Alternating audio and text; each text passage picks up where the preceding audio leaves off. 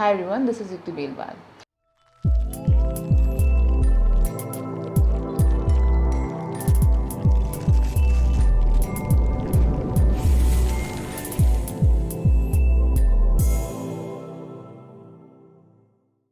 अभी recently MCI का एक एडवाइजरी आई है जिसके बारे में बहुत बातें हो रही हैं, जिसके बारे में बहुत सारी इन्फॉर्मेशन आप लोग को मिल रही होगी। मैं इस वीडियो में उसका थोड़ा सा डिटेल और कैसे वो आपको इम्पैक्ट कर सकता है, कर रहा है और किया है उन बच्चों को जो ऑलरेडी वहाँ से इन कंट्रीज़ से करके आ चुके हैं। बेसिकली इस एडवाइजरी में जो 4 कंट्रीज़ की बात की गई है वो है China, Nepal, Bangladesh and Philippines. अब क्या कॉमन है इन 4 कंट्रीज़ में, मैं आपको बताती हूँ। बेसिकली हमारी कंट्री में 4.5 इयर्स, इंडिया में 4.5 इयर्स का एमबीबीएस कोर्स है प्लस 1 ईयर इंटर्नशिप है। दैट मीन्स कि 1 ईयर की जो इंटर्नशिप है वो डेडिकेटेड इंटर्नशिप होती है जो आपको 12 मंथ्स के लिए करनी है। हमारा जो ये सिस्टम है, सेम सिस्टम फॉलो किया जाता है चाइना, नेपाल एंड बांग्लादेश में भी। वहाँ पर भी जैसे चाइना में 5+1 है, नेपाल में भी 5+1 है, बांग्लादेश में भी 5+1 है। सो बेसिकली इसमें जो 1 है that is internship, that means which means that 1 year जो होगा लास्ट का साल वो इंटर्नशिप है, यानी कि वो हॉस्पिटल ड्यूटीज़ करनी है आपको और हॉस्पिटल में आपका काम है प्रैक्टिस करने का, जो क्लिनिकल प्रैक्टिस जिसे कहते हैं। बीच में एक नोटिफिकेशन आया था जहाँ पे एमसीआई ने ही बोला था कि वो वैलिड नहीं मानते हैं किसी भी बाहर की इंटर्नशिप को और स्टूडेंट्स को जो है यहाँ भी इंटर्नशिप करनी पड़ेगी। उसके बाद जितने भी एफएमजीज़ हैं, फॉरेन मेडिकल ग्रेजुएट्स हैं, उन्होंने इस चीज़ का विरोध किया और बोला कि ऐसा सही नहीं, और मेडिकल काउंसिल ऑफ इंडिया को अप्रोच किया। उन्हीं के इतने एफर्ट्स से, इतनी मेहनत से जो भी उन्होंने इन सब चीज़ों के लिए किया है, अब ऐसी कंट्रीज जहाँ पे इंटर्नशिप में अलग से इंटर्नशिप कराई जाती है वहाँ पे आपको इंडिया आके इंटर्नशिप नहीं करनी है। मैं आपको बता दूँ ये पहले भी लागू था, चाइना का, नेपाल का, बांग्लादेश का वैलिड था, फिलीपींस का वैलिड नहीं था। तो पहले बच्चे जो 5+1 करके आते थे चाइना से, उन्हें इंडिया में इंटर्नशिप नहीं करनी पड़ती थी। Similarly in Bangladesh and similarly in Nepal. तो बेसिकली जिसमें जो नई कंट्रीज़ में ऐड हुई है वो है फिलीपींस। नाउ मैं आपको बता चुकी कुछ कॉमन चीज़ें। Common thing is that China, Nepal, Bangladesh 5+1 करवाते हैं, लेकिन फ़िलीपींस का थोड़ा यूनिक है। फ़िलीपींस 1.5+4 है। नाउ 1.5 तो आपका बीएस कोर्स होता है, बीएस बायोलॉजी या फिर एबी साइकोलॉजी, जो भी आप करते हैं। It's a kind of foundation course. इसकी डिटेल्स मैं आपको अच्छे से दूंगी।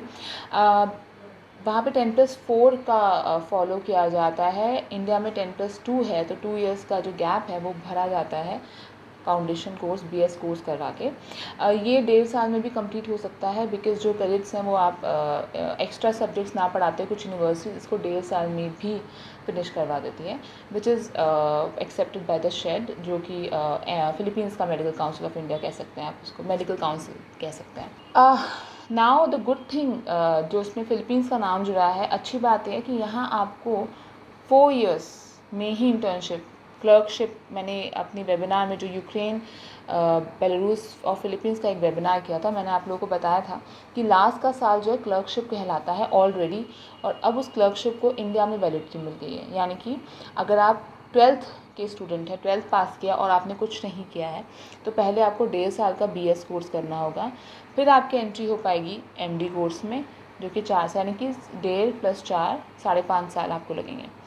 अगर आप ऑलरेडी एक ग्रेजुएट हैं, बीएससी, बी फार्मा, बीडीएस कुछ ऐसा किया हुआ है, तो you don't have to do, because आपने ऑलरेडी 10+2+3 कर लिया है, तो you are fulfilling the criteria to enter into MD. आप एमडी में जाने के लिए एलिजिबल हैं। आपको सिर्फ जाना है वहाँ पे। अगर एनमेट की अपीयरेंस की ज़रूरत हुई तो एनमेट अपीयर करना है।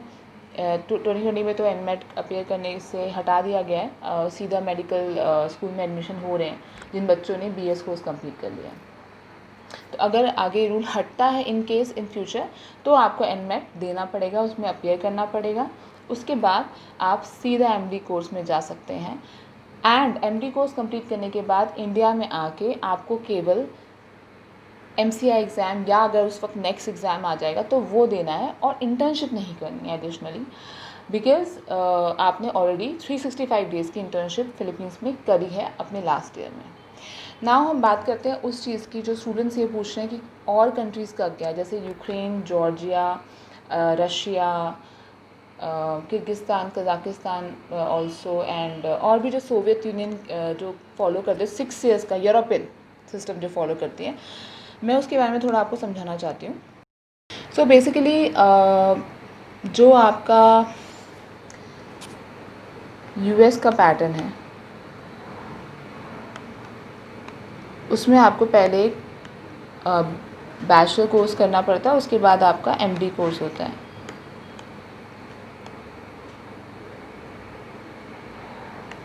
इस MD कोर्स में आपका जो फर्स्ट 3 इयर्स है उसमें क्लिनिकल प्लस प्रैक्टिकल दोनों होता है, थियोरेटिकल एंड प्रैक्टिकल, लेकिन जो लास्ट का 1 ईयर है वो क्लर्कशिप कहलाता है।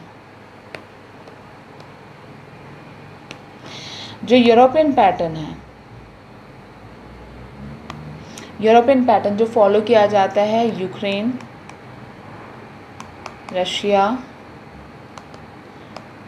और बेलारूस एंड पोलैंड, जैसे हम लोग करवाते हैं पोलैंड में भी, इन सभी इन्हीं तरह की जो 6 साल का 6 ईयर्स का जो प्रोग्राम देती हैं। 6 ईयर्स में बेसिकली क्या होता है, आपकी अलग से सेपरेट इंटर्नशिप नहीं होती है। I explain it in my webinar also. First 3 years are called pre clinical and last 3 years are called clinicals. तो प्री क्लिनिकल में आप थियोरी के सब्जेक्ट्स पढ़ते हैं और आपको 2-3 कुछ सब्जेक्ट्स के लिए जाना पड़ता है, जैसे पेशेंट केयर के लिए आपको जाना होता है हॉस्पिटल्स में। लेकिन आपका एक्चुअल क्लिनिकल जो शुरू हो जाता है वो 4th, 5th और 6th ईयर में होता है, जहाँ पे काफ़ी क्लासेस आपकी हॉस्पिटल्स में लगती हैं। जो भी सब्जेक्ट आपको पढ़ाया जाता है उसकी क्लासेस आपकी हॉस्पिटल में लगती हैं। इस वजह से क्योंकि यहाँ पे कोई सेपरेट इंटर्नशिप नहीं है, इसलिए इन कंट्रीज़ का नाम इसमें नहीं आया है। लेकिन अगर कुछ ऐसा प्रोविज़न आता है in future so can be possible, but for now उन्हीं कंट्रीज़ को एग्जाम किया जाएगा इंटर्नशिप से जहाँ पे क्लिनिकल जो पार्ट है वो सेपरेट है इंटर्नशिप के नाम पे, और 365 एंड 12 मंथ का जहाँ पे होगा वहीं की जो है इंटर्नशिप यहाँ वैलिड हो जाएगी। तो अभी जिन कंट्रीज़ की वैलिड है वो है चाइना, जो कि 5+1 करवाते हैं, नेपाल जो कि 5+1 करवाते हैं, बांग्लादेश में भी जो 5+1 का क्राइटेरिया होता है वहीं पे करना होता है।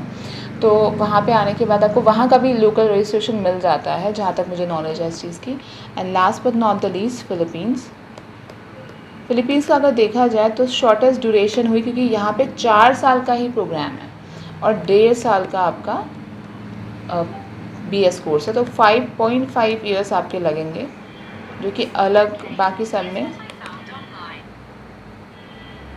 सब में आपके 6 ईयर्स लगते हैं।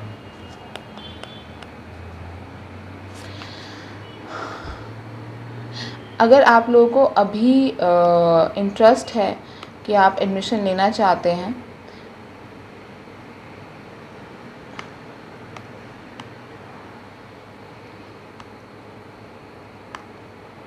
अगर आपको अभी इंटरेस्ट है कि आप एडमिशन लेना चाहते हैं फ़िलीपींस में, तो आपको क्या करना होगा मैं थोड़ा सा आपको बता देती हूँ।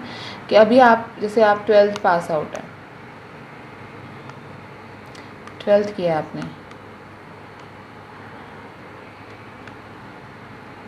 तो आपने 10+2 कर लिया, अभी 2 ईयर का गैप बनता है।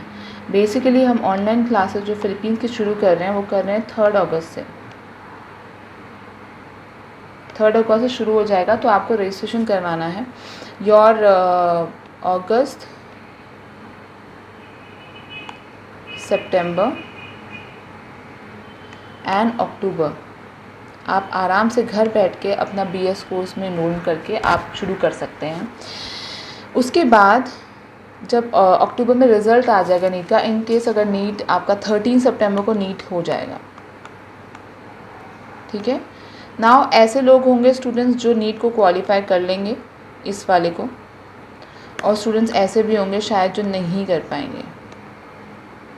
आप अगर नहीं कर पाते, आपने BS कोर्स कर लिया, तो आपके पास फिर भी मौका है नीट 2021 देने का भी। You can still continue your BS course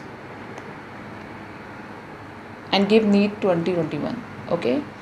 अगर आप क्वालिफाई कर जाते तो कोई दिक्कत नहीं है, या तो आप चूज़ कर सकते हैं कि 3 और महीने आप इंडिया में ही पढ़ सकते हैं BS कोर्स, कैंपस जो इंडिया के कैंपसेस हैं, या फिर ऑनलाइन, या फिर अगर फ़्लाइट शुरू हो जाती हैं तो यू कैन फ्लाई इन सितंबर, अक्टूबर नवंबर के बीच में, अक्टूबर नवंबर से पहले आप फ्लाई भी कर सकते हैं। और आप इस साल तो नीट NMAT होगा नहीं वहाँ पे, लेकिन आप you can fly to Philippines as well, okay. और you can do 3 months additional BS course, क्योंकि आप 1 सेमेस्टर यहाँ पे कर सकते हैं इंडिया में। तो 1 सेमेस्टर करने की अच्छी बात ये होती है कि 1 सेमेस्टर के बाद आप फिलीपींस फ्लाई कर सकते हैं एंड वहाँ जाके कंटिन्यू कर सकते हैं अपना BS कोर्स, क्योंकि आपको 15 months तो लगाने ही हैं BS कोर्स में, ओके। 15 months के बाद आपका सीधा एडमिशन हो जाएगा MD कोर्स में, जो कि 4 साल के लिए होगा। जो बच्चे नीट 2021 देना चाहते हैं वो भी फ्लाई कर सकते हैं फिलीपींस में, क्योंकि आपका BS में एडमिशन हुआ है, और आप वापस आ सकते हैं मई में और अपना नीट 2021 दे के जा सकते हैं। उसके लिए आपको मेहनत करवाई जाएगी। अगर आप नीट नहीं क्वालिफाई करते हैं तो we have provision to provide NEET coaching as well integrated in BS course. So that is also a very good thing because most of students do that. So it's a very good opportunity right now to save your year without wasting your time due to corona and due to NEET delay. अगर NEET 2020 नहीं भी होता है तो भी आपका path एकदम safe है और एकदम सही है, कोई इसमें दिक्कत नहीं है। इन केस नीट 2021 नहीं होता है तो 2020 नहीं होता तो 2021 तो होगा ही, तो उसको भी आप दे सकते हो। और आपका BS का जो टाइम है वो हो जाएगा, BS कोर्स में जो टाइम है वो यूटिलाइज हो जाएगा and you can start your, क्योंकि 2021 में अगर आप एंटर करते हैं MD कोर्स में तो 4 साल यानी कि 2025 में आप ग्रेजुएट हो जाएंगे टाइमली, और सीधा फिर आपको सिर्फ FMG एग्ज़ाम जो भी होगा उस वक्त नीट का नेक्स्ट एग्ज़ाम होगा या जो भी एग्ज़ाम होगा वो देना है and you will get a degree and you can work without doing any internship additionally. So if you have any queries, please write me on the mail or contact me on WhatsApp. The time is very less right now to enroll for BS course and save your time because बाकी सारी university definitely they have to wait, but Philippines में आप अपनी MBBS की journey अभी से शुरू कर सकते हैं। आई होप आपको इस वीडियो से काफ़ी कुछ नॉलेज मिली होगी और आपको पसंद आई होगी और आपको समझ में आया होगा कि एडवाइजरी का क्या मतलब था और इससे आपको क्या बेनिफिट हो सकता है। Thank you so much.